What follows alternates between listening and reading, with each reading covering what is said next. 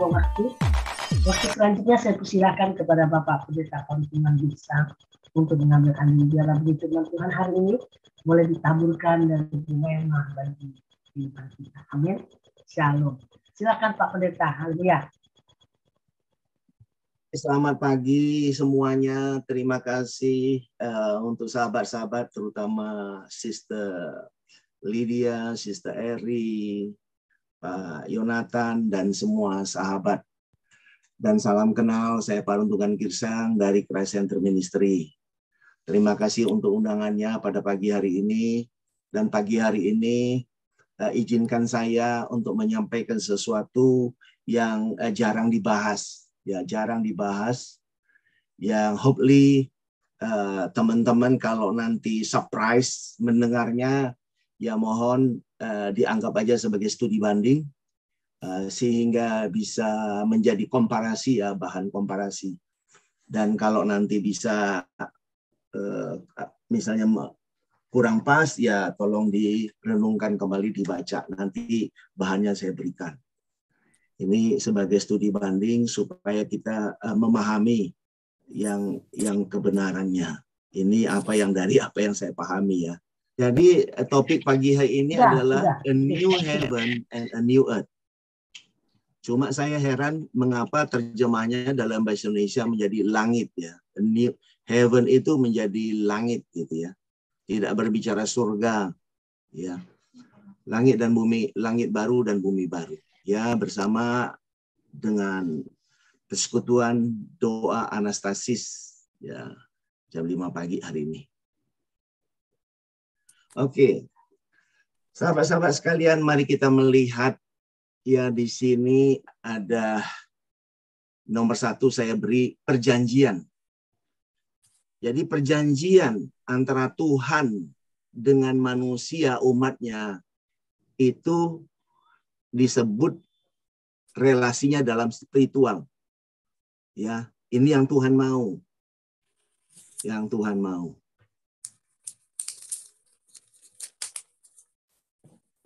Itu yang Tuhan mau, sahabat-sahabat sekalian. Kalau yang dulu relasinya terjadi, itu ada di namanya di dalam bait suci Allah di tabernakel.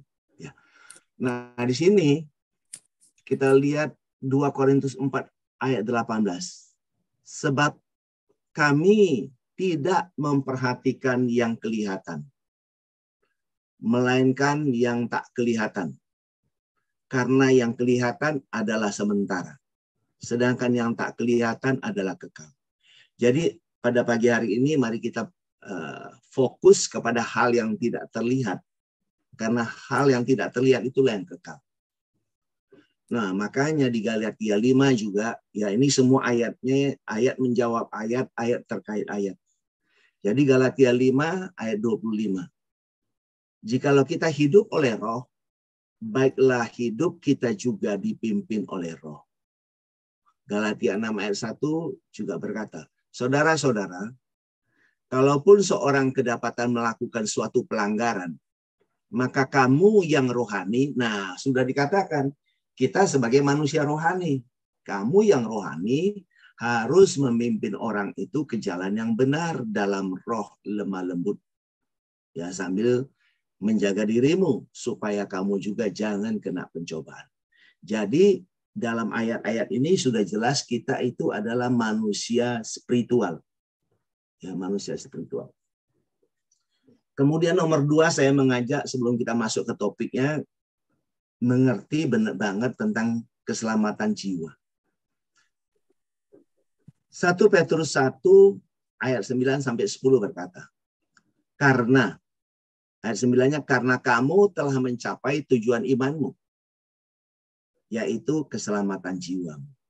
Imanmu di sini bukan berbicara iman saya lebih tinggi dari iman si B, iman si B lebih tinggi dari iman si C, bukan.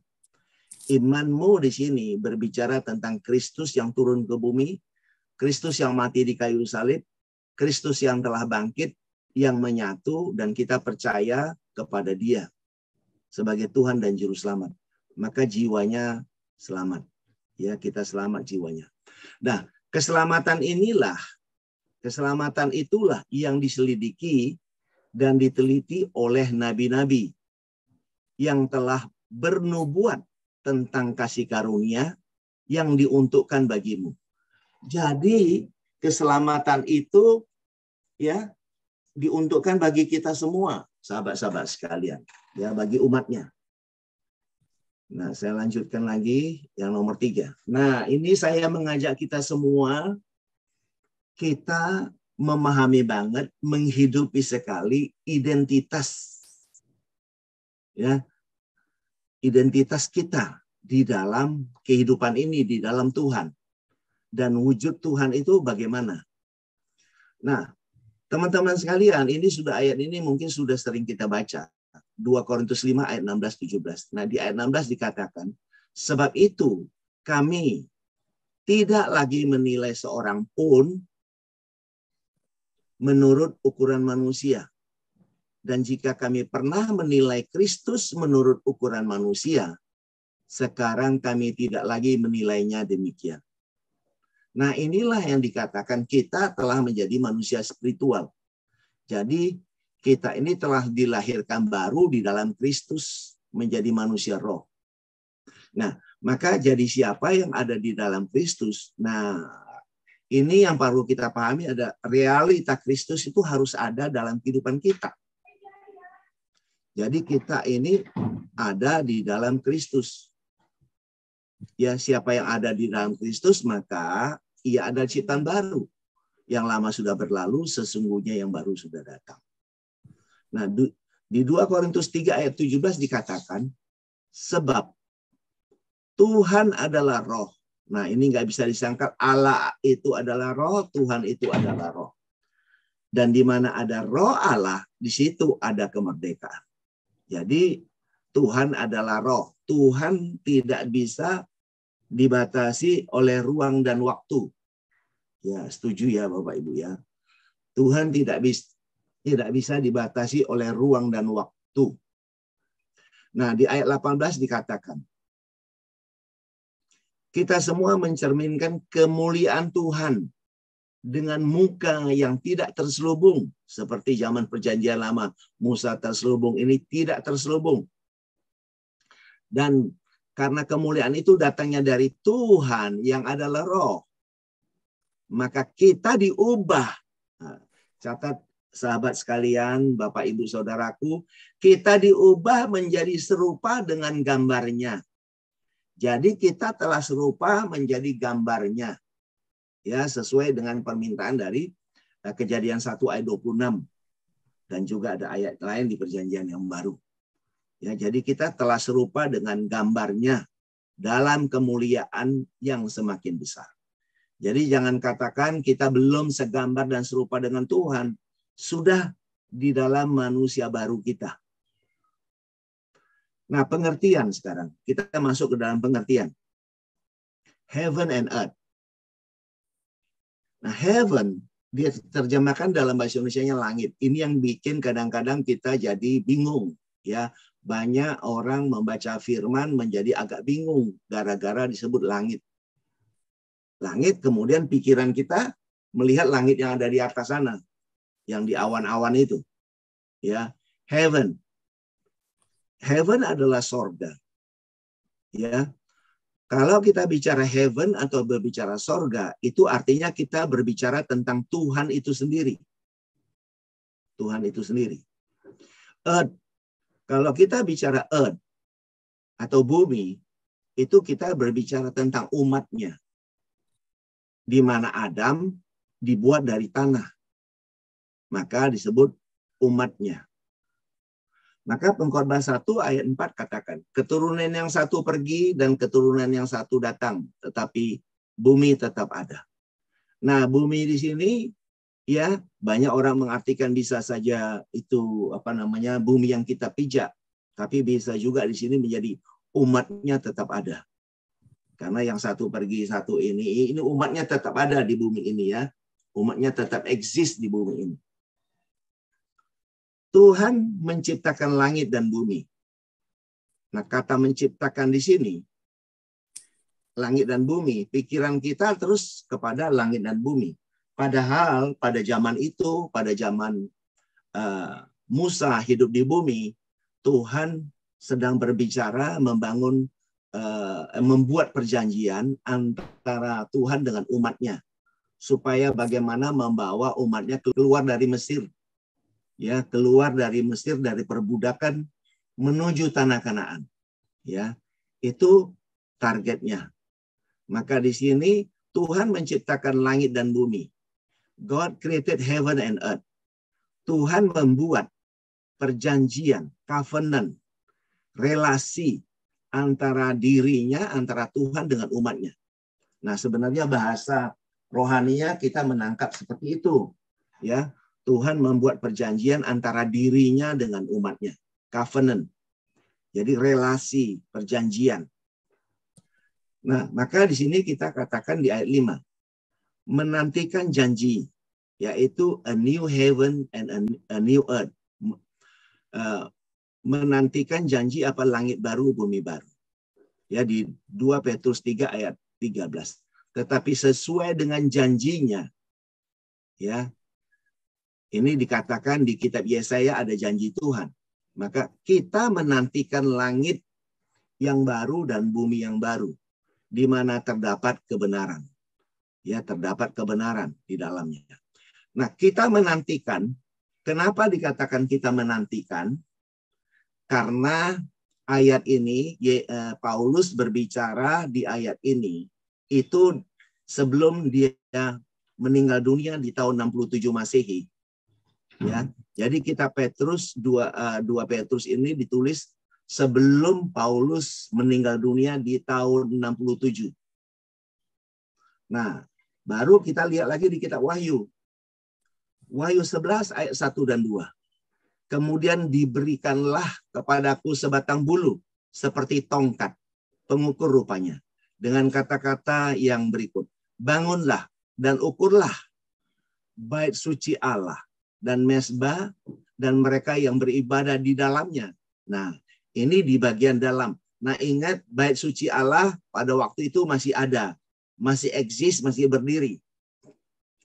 Di ayat 2 dikatakan, tetapi kecualikan pelataran bait suci yang di sebelah luar.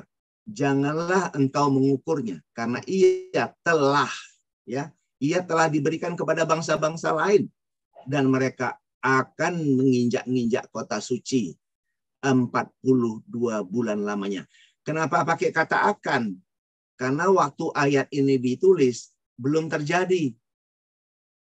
Nah, kita sama-sama tahu bahwa bait suci itu yang disebut di ayat Wahyu itu telah hancur, ya, telah hancur di tahun 70 Masehi.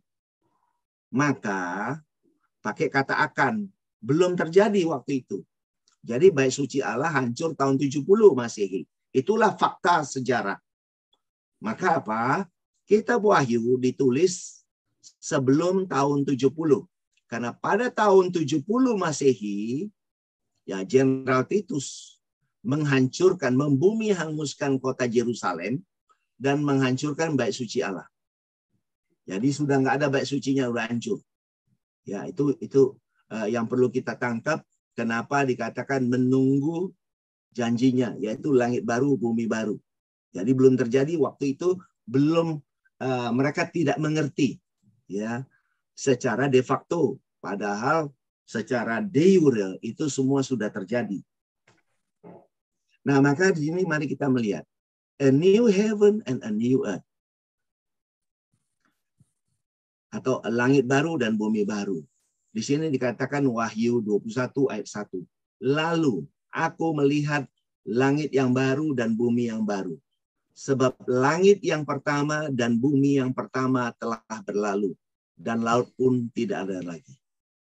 Nah, mari saya memahami ini, saudara sekalian, bahwa berbicara langit yang baru dan bumi yang baru, a new heaven and a new earth. Tadi kita tangkap heaven is talk about God. Heaven berbicara Tuhan. Tentang bumi berbicara umatnya. Maka kita bisa mengerti maksud dari ayat ini adalah langit baru, bumi baru berbicara ikatan perjanjian yang baru, di mana penebusan dosa oleh darah Yesus. Kita telah jadi manusia baru di dalam kasih karunia Kristus. Kita menjadi bait suci Allah dalam roh, dan Kristus sebagai kepala. Relasi kita secara ginosko begitu intimnya dengan Tuhan dalam roh dan kebenaran. Jadi langit baru, bumi baru adalah kehidupan relasi kita sebagai umatnya, ya, terjadi di dalam tubuh Kristus. Kristus sebagai kepala, kita sebagai tubuhnya. Jadi relasi kita dalam roh dan kebenaran. Inilah makna, arti, simbol dari a new heaven and a new earth. Jadi ini adalah bahasa simbol yang harus kita mengerti maknanya. Esensinya adalah kita memiliki relasi dalam roh dan kebenaran di dalam tubuh Kristus. Nah itu. Baru langit pertama dan bumi pertama telah berlalu. Ini adalah bercerita tentang ikatan perjanjian lama, di mana penebusan terjadi oleh darah binatang. Di mana relasi antara Tuhan dengan manusia diatur oleh ritual-ritual hukum Taurat yang dilaksanakan di dalam bait suci Allah di kota Yerusalem. Dan ini telah berlalu. Hancur tahun 70. Maka ini dikatakan langit pertama, bumi pertama telah berlalu. Artinya relasi antara Tuhan dengan umatnya yang didasarkan oleh hukum Taurat, yang diselenggarakan di bait suci Allah, telah berlalu. Walaupun tidak ada lagi. Maknanya adalah, artinya adalah, bahwa di dalam kehidupan kita, di dalam Kristus, kita telah bangkit, telah menjadi manusia baru. Kita tidak pernah mati lagi. Tidak ada kematian. Di dalam kesatuan kita di dalam Kristus sudah tidak ada kematian. Ini makna yang saya pelajari, yang saya dapatkan. Bapak Ibu, mari jadikan ini sebagai studi komparasi bagi Bapak Ibu kalau memang belum bisa menerimanya. Nah, 7.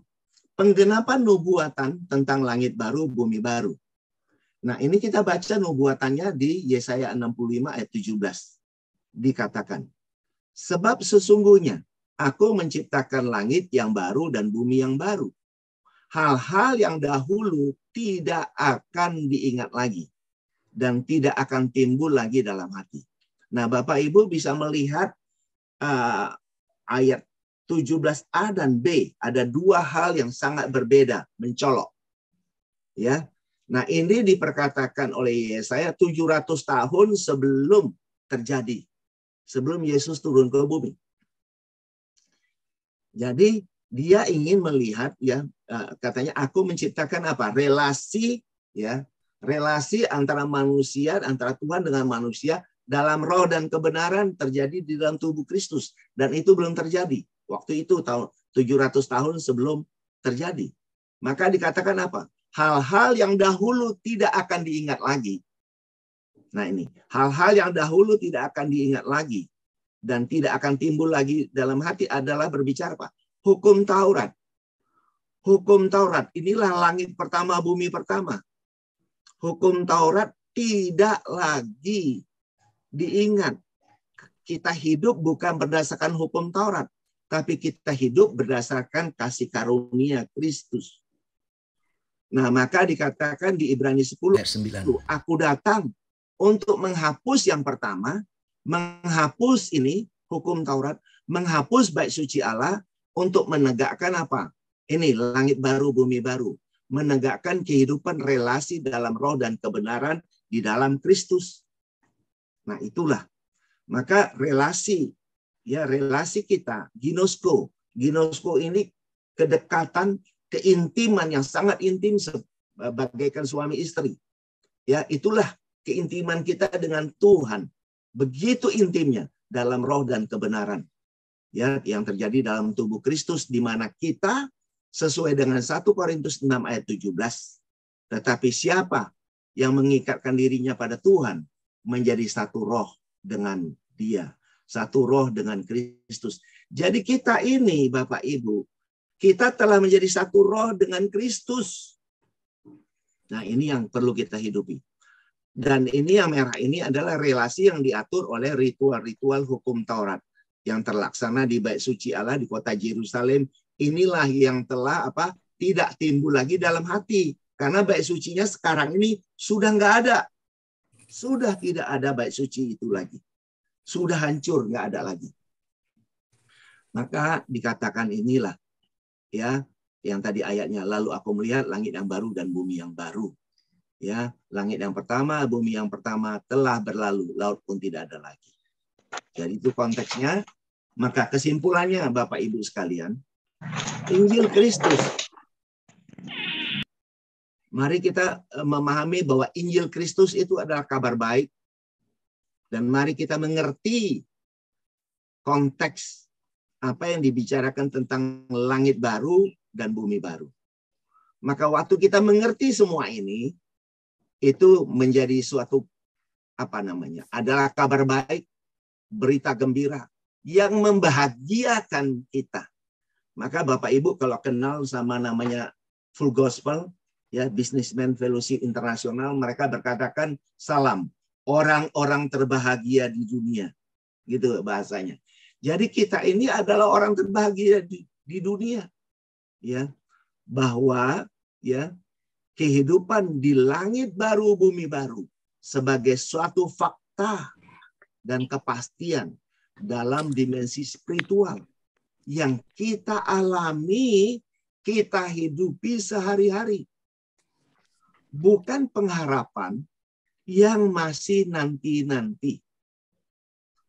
Yang berikutnya, sebagai orang percaya, kita telah menjadi satu roh dengan Kristus. Dan mari aminkan bahwa kita adalah manusia spiritual. Jadi jangan lagi kita melihat manusia daging-daging, ya memang daging, tapi kita memiliki pemahaman, paradigma, pikiran. Kita adalah manusia spiritual, ya, yang hidup di dalam Kristus, ya, di mana Kristus sebagai Tuhan yang roh, Tuhan yang omnipresent, maha hadir, Kristus yang maha hadir yang tidak bisa dibatasi oleh ruang dan waktu. Maka sebagai manusia ilahi, manusia spiritual, artinya apa? Kita telah segambar dan serupa dengan Kristus. Bukan hal yang harus kita usahakan, bukan hal yang harus kita perjuangkan, karena ini adalah agenda Tuhan. Tuhan yang telah menciptakan kita menjadi segambar dan serupa dengan Dia. Marilah kita hidupi kehidupan manusia rohani kita, manusia spiritual kita. Wow, ini dahsyat sekali Bapak Ibu. Sehingga hidup kita bergelora dalam hidup ini. Kemudian artinya juga kita sebagai manusia spiritual yang kudus dan tak bercacat celah, seperti Efesus 1 ayat 4 telah digenapi, kita adalah manusia yang kudus karena kita telah ditebus satu kali untuk selama-lamanya, dikuduskan satu kali untuk selama-lamanya. Maka kita benar-benar telah segambar dan serupa dengan Dia. Maka Tuhanlah yang mengalir, Tuhan yang mengalir dalam kehidupan kita sehari-hari. Karena di Filipi 2 ayat 13 dikatakan, Allah lah yang melakukan baik kemauan maupun perbuatan sesuai kerelaannya melalui Bapak, Ibu, dan saya. Kemudian yang terakhir, sebagai tubuhnya, percayalah dalam keseharian, ya, dalam keseharian kita, bahwa hikmat dari pikiran dan perasaan Kristus, serta kita bisa memberikan karya terbaik, itu semua mengalir dari Kristus sesuai kerelaannya. Mari beritakan Kristus tentang langit baru, bumi baru. Mari kita ajari, kita mentor orang-orang yang kita layani untuk mengerti, berbuah, dan menghidupi. Sehingga mereka mengalami kesempurnaan dalam Kristus. Nah, inilah ajakan yang ditulis di Kolose 1 ayat 27-29. So, mari Bapak, Ibu, Saudaraku, be happy in your life. Be happy in Christ Jesus. Dalam setiap tarikan nafasmu, mari kita memiliki relasi keintiman, ginosko dalam roh dan kebenaran. Nah, untuk itu, di dalam kehidupan kita sehari-hari, di dalam tugas kita, mari kita awasi diri kita, mari kita awasi ajaran kita, dan kita bertekunlah dalam bahan-bahan pengajaran kita, sehingga kita dan orang-orang yang kita layani menjadi selamat, ya, dan kita hidup di dalam Kristus. Puji Tuhan. Terima kasih saudara. Inilah yang saya sampaikan pada pagi hari ini. Kalau didapati hal ini masih beda pemahamannya, nggak apa-apa. Kita tidak ada debat, tapi mari renungkan. Saya ajak renungkan. Karena saya juga dulu tidak mengerti tentang hal ini.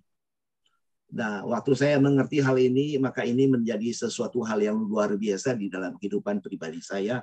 Dan hopefully orang-orang yang saya layani juga mengerti hal ini. Ini sharing saya kepada Bapak Ibu sekalian pada pagi hari ini.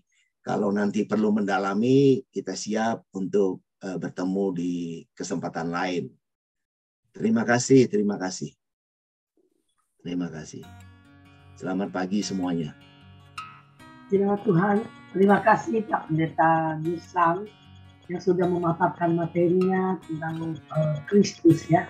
Ini tentang langit dan bumi baru ya. Ini satu pemahaman yang tentunya luar biasa, saudara. Sudah dipaparkan dengan jelas. Nah, mungkin dari kita ada hal yang mau ditanyakan. Saya persilakan kepada para partisipan. Silakan, kalau ada yang mau bertanya, mungkin ada yang kurang jelas tentang langit dan bumi baru ya. Silakan. Ada? Masih ada waktu, kita bisa sharing ya. Adakah? Ya, silakan. Mungkin Ibu Emi Bos dari Kanada. Silakan, sepertinya sangat antusias ya tadi. Silakan, Bu Emi. Dibuka dulu Bu Emi suaranya. Ya. Bukan siap-siap. Tadi saya buka mikrofon untuk mengaminkan apa perkataan Bapak Pendeta tadi. Karena saya sangat menarik ini. Kalau bisa didengerin ulang lagi. Jadi begini ya Pak, maksudnya kita sudah hidup di dalam Tuhan ketika kita sudah bertobat. Seperti yang tadi dikatakan, bumi yang lalu, yang mengenai hukum Taurat itu kan sudah berlalu. Kita sekarang sudah hidup di dalam kasih karunia Tuhan Yesus. Amin. Jadi ketika kita bertobat, kita bertobat, kita mati terhadap dosa, hidup oleh kebenaran firman Tuhan. Amin. Jadi kita harus hidup di dalam tuntunan roh.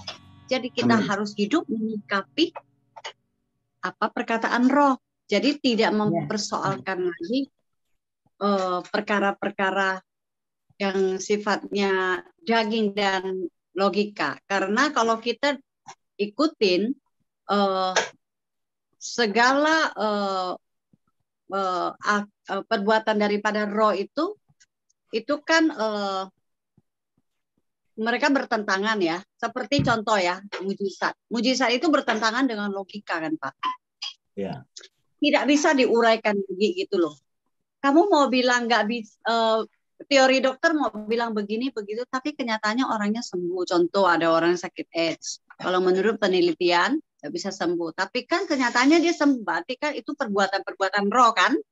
Amin. Jadi yang saya tangkap dari Bapak adalah ketika kita sudah bertobat, kita betul-betul harus mengubur masa-masa lalu padang gurun yang yang tidak nyaman itu, dan kita betul-betul harus hidup fokus kepada kebenaran firman Tuhan yang dari Tuhan Yesus Kristus itu adalah kasih karunia buat kita, itu kan Pak? Amin, betul. Betul. Oke, Betul. itu saja yang saya tanya. Ya. Tapi saya mohon nanti Bu Lydia share tulisannya ke saya pengen pelajari ulang. Terima kasih ya Pak Girsang, Tuhan Ya, berkati. Bu, sama-sama. Puji Tuhan, silakan Pak Pendeta Girsang mungkin mau memberikan penebuhan. Silakan Pak Pendeta. Ya, puji Tuhan. Ini adalah konteksnya kan saya mengangkat ayat itu tadi, ayat langit baru, bumi baru yang membingungkan banyak orang. Ya, membingungkan bagi banyak orang. Sehingga banyak orang berpersepsi, ya mohon maaf ini ya, mereka mengkhotbahkan dan menceritakan ini sebagai hal yang fisik.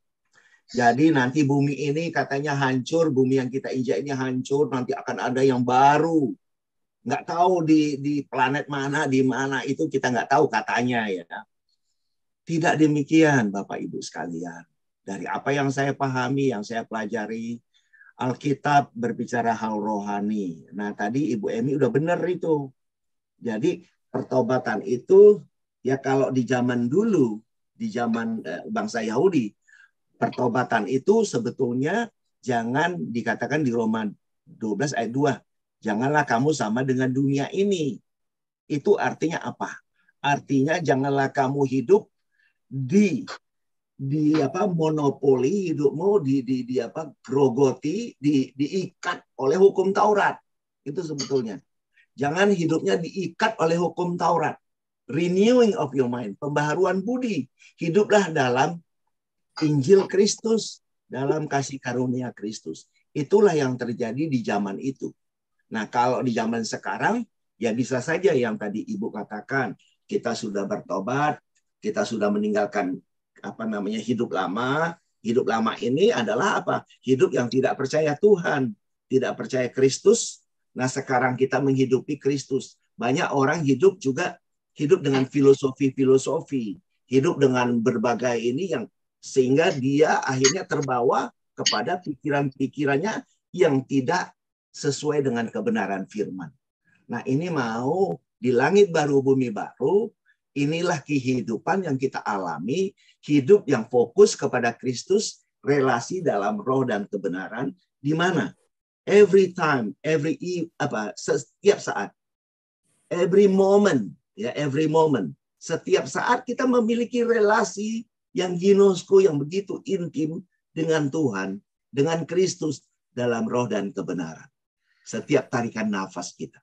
Inilah yang Tuhan mau sesuai dengan Yohanes 4 ayat 24. Nah, ini yang mari kita hidup ini. Jadi setiap saat kita memiliki relasi intim dengan Dia. Karena kita telah menjadi manusia roh, hidup di dalam Kristus Allah yang roh. Itu tambahannya.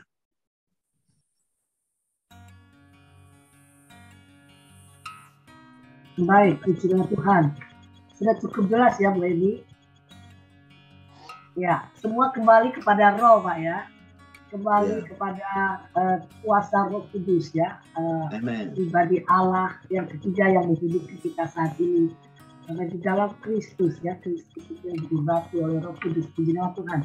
Masih ada satu pertanyaan, boleh kemudian kita akan masuk dalam doa.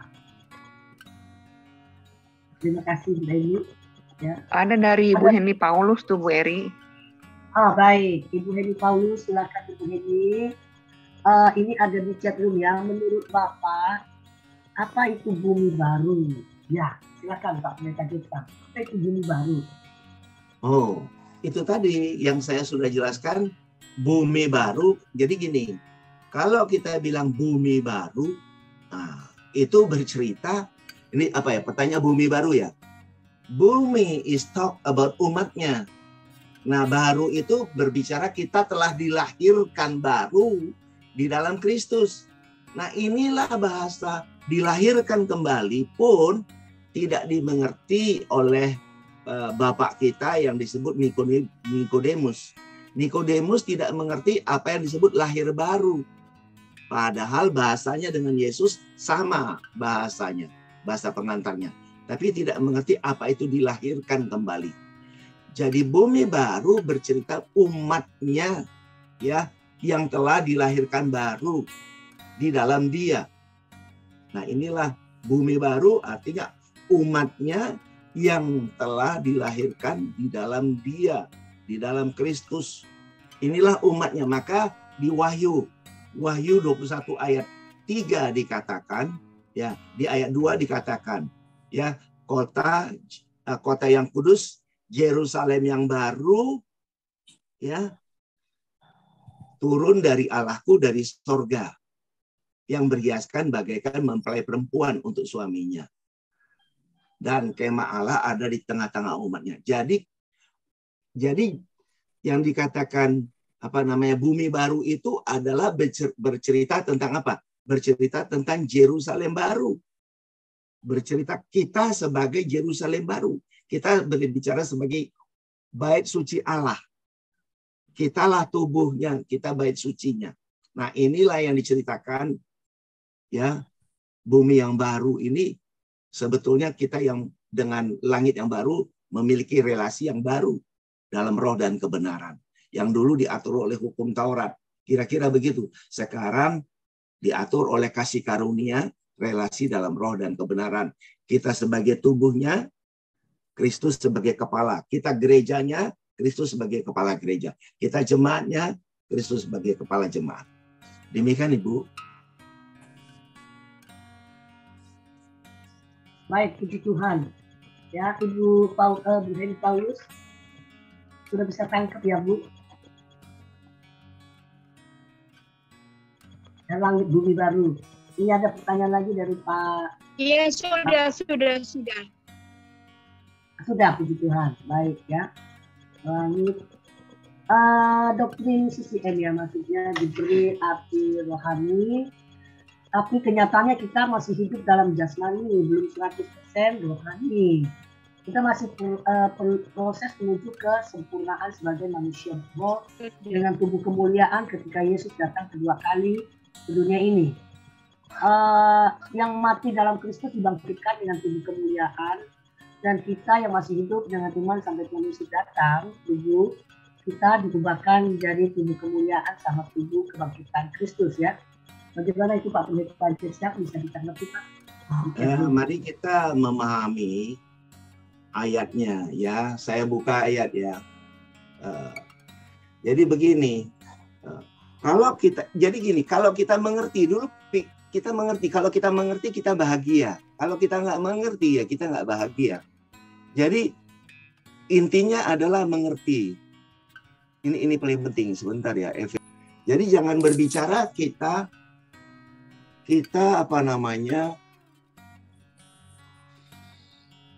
akan bangkit dari kuburan. Coba bisa ada yang bacakan Efesus 2 ayat 4 sampai 6, Bapak Ibu? Iya. Efesus 2 ayat 4 sampai 6 berbunyi demikian. Tetapi Allah yang kaya dengan rahmat, oleh karena kasih-Nya yang besar yang dilimpahkannya kepada kita, telah menghidupkan kita bersama-sama dengan Kristus.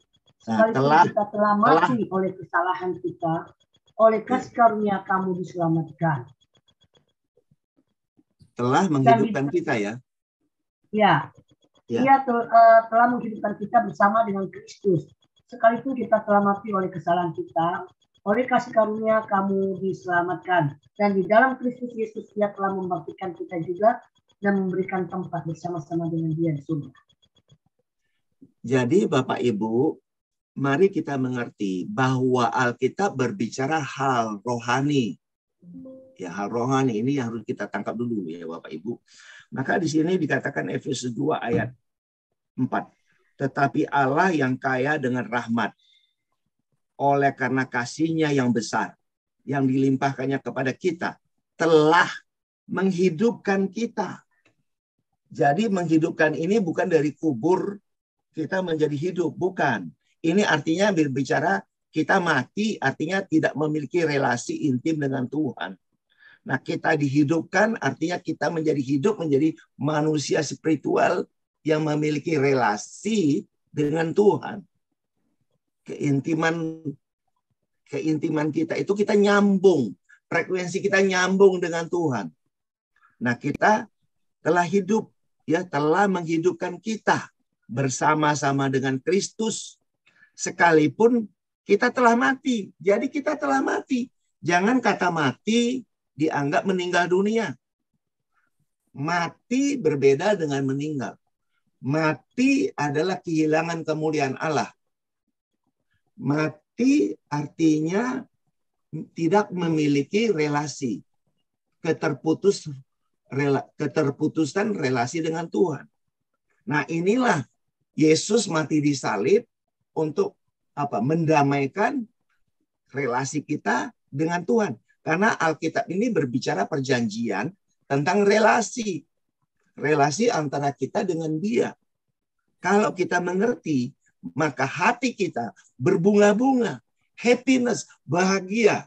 Nah, kebahagiaan dipimpin Roh itu mengalahkan kedagingan kita.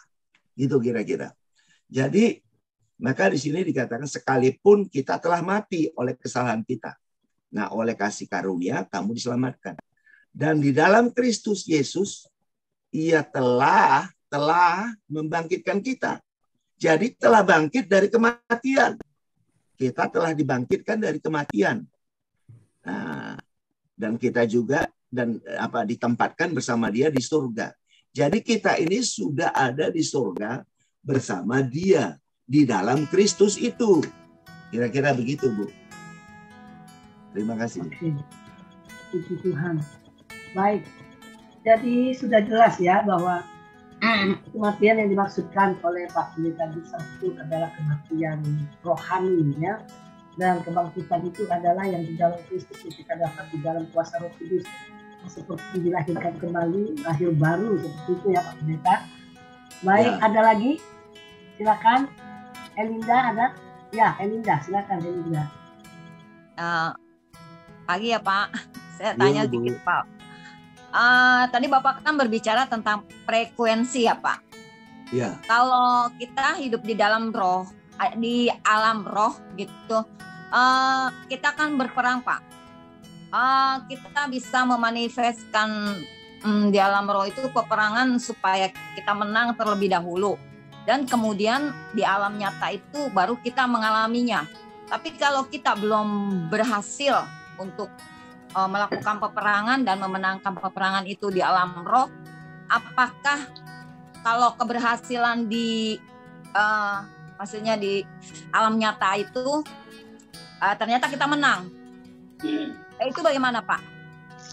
Kan banyak yang bilang kalau kita sesuatu hal yang akan terjadi di alam nyata itu terjadi dulu di alam roh, tapi jika kita terus memanifestkan tentang deklarasi firman Tuhan yang kita ucapkan terus berulang-ulang untuk mencapai kemenangan itu, Pak. Ibu, terima kasih pertanyaannya. Kalau kita deklarasikan, itu sebetulnya untuk menguatkan hati dan pikiran kita. Supaya kita nyambung dengan frekuensi Tuhan. Kita meyakinkan diri kita, meyakinkan alam bawah sadar kita, sampai kita nyambung sama Tuhan.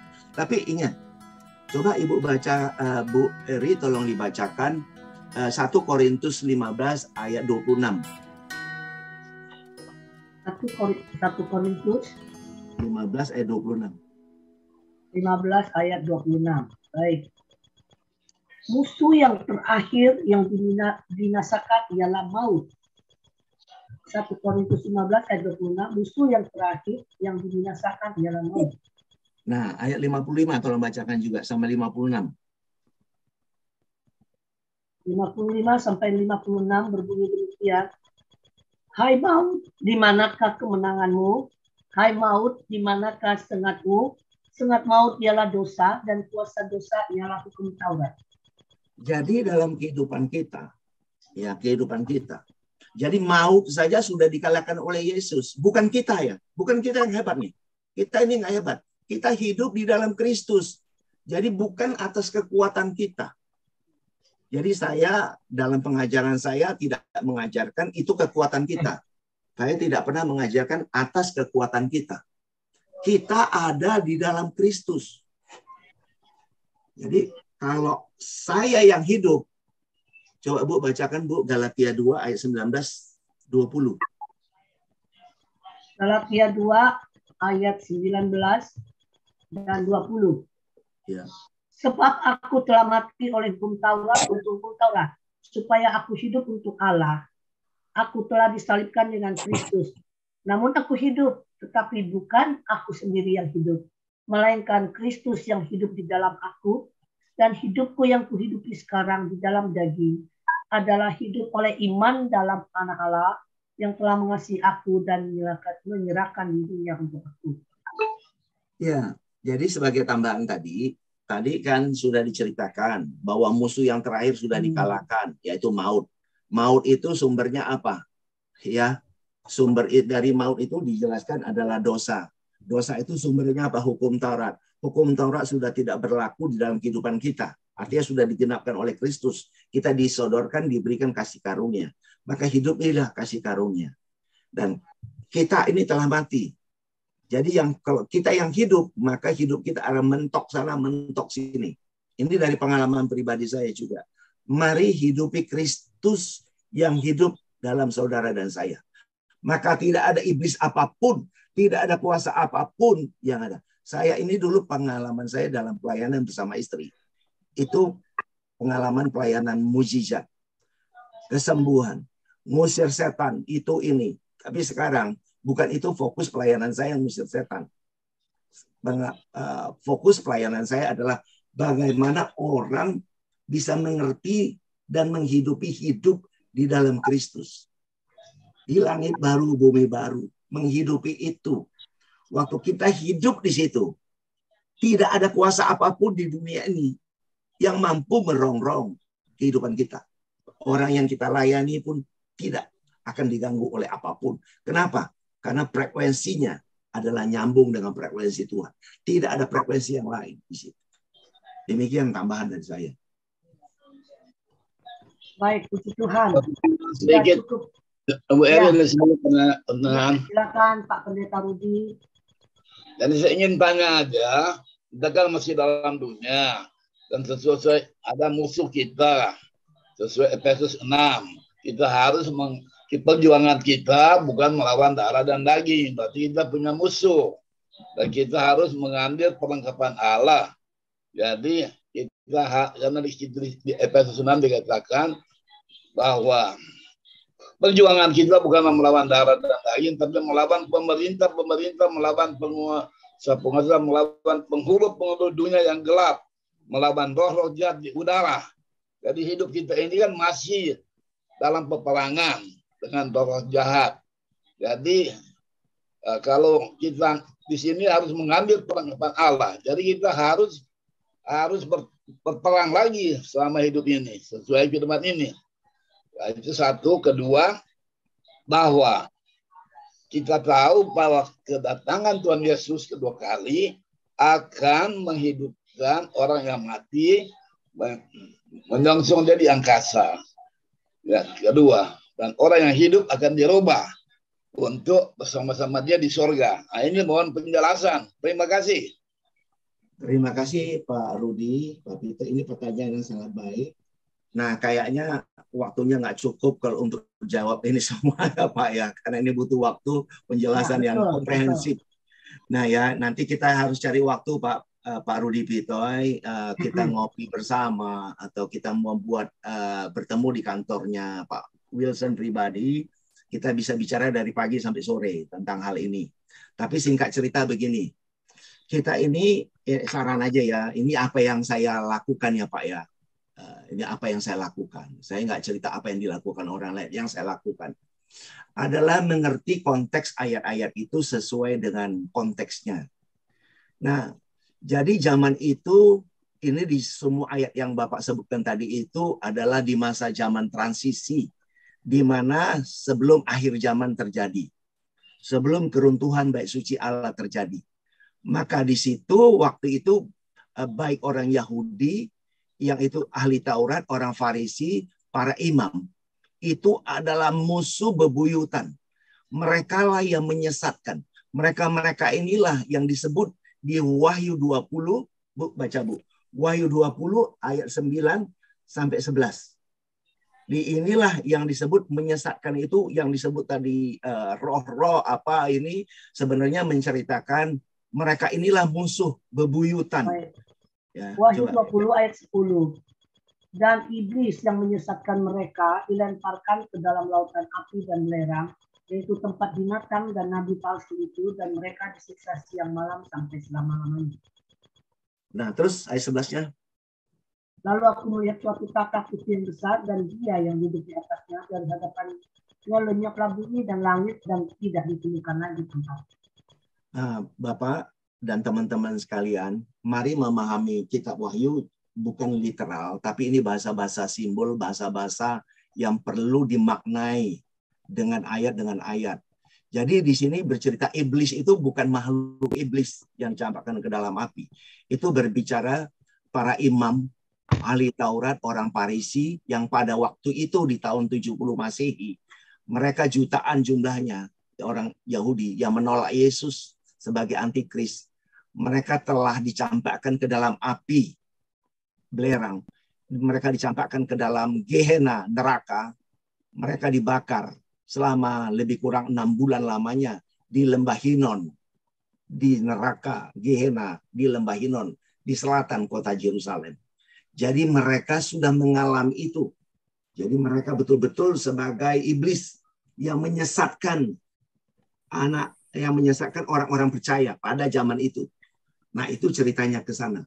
Nah, nanti soal kedatangan yang kedua kita bisa cerita. Tapi pesan saya kepada Pak Rudi, mohon dibaca Matius 10 ayat 23 sebagai bahan pemikiran ya. Coba Bu baca Bu, Matius 10 ayat 23. Matius 10 ayat 2. Matius 10 ya Pak?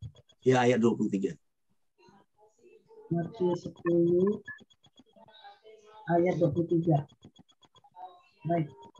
23 bunyinya demikian. Matius 23 itu apabila mereka menganiaya kamu dalam kota yang satu, lalulah ke kota yang lain. Karena aku berkata kepadamu, sesungguhnya sebelum kamu selesai mengunjungi kota-kota Israel, Anak Manusia sudah datang. Nah, mari kita pelajari ayat ini. Ini salah satu ayat ya, banyak sekali ayatnya. Ini salah satu aja. Ini ditulis ayat ini diperkatakan Yesus tahun 30 Masehi. Ya. Apabila mereka itu bukan Habib Rizik ya, bukan siapa-siapa ya. Mereka itu adalah para imam, ahli Taurat, orang Farisi. Apabila mereka menganiaya kamu ini adalah murid-murid Yesus. Maka dikatakan kalau dianiaya di satu kota, larilah ke kota lainnya. Ya. Karena aku berkata kepadamu, sesungguhnya. Nah, ini nggak main-main. Sesungguhnya kata Yesus, sebelum kamu selesai mengunjungi kota-kota Israel, Anak Manusia sudah datang. Nah, nanti kita bisa jelaskan ini lebih komprehensif lagi di pertemuan yang lain kira-kira ya. Kira-kira demikian. Baik, Pak Pendeta, terima kasih. Memang ini sudah doktrinal yang perlu pemikiran yang sangat tenang gitu ya. Penjelasan yang harus clear. Karena waktu mungkin next kita akan bisa diskusi. Tetapi bagi kebanyakan Kristen ya, itu di 1 Korintus 15 itu ada kebangkitan Kristus yang tidak bisa dielakkan, bahwa itu fakta. Dan ada kebangkitan kita ya di perikop kedua, kemudian ada kebangkitan tubuh. Nah, ini menjadi satu pedoman pegangan daripada pengharapan orang Kristen, bahwa memang kita mengalaminya secara nyata ya. Mungkin nanti kita bisa sharingkan lain kali ya. Jelas bahwa semuanya kembali kepada roh ya. Apapun teori kita yang membantu kita, roh penghibur kita, roh penolong kita yang membuat kita mengingat firman, mengerti akan firman itu adalah Roh Kudus. Baik saudara, kita akan tutup. Puji nama Tuhan, terima kasih Pak Pendeta Gibson yang sudah menjelaskan. Mungkin saudara bisa mempelajari lebih dalam dan diskusnya pastinya lebih seru. Amin. Haleluya, puji nama Tuhan. Sebagai tambahan Bu, ada YouTube-nya CCM Christ Center Ministry, ada YouTube, bisa dilihat di sana, banyak bahan-bahan khotbah di sana.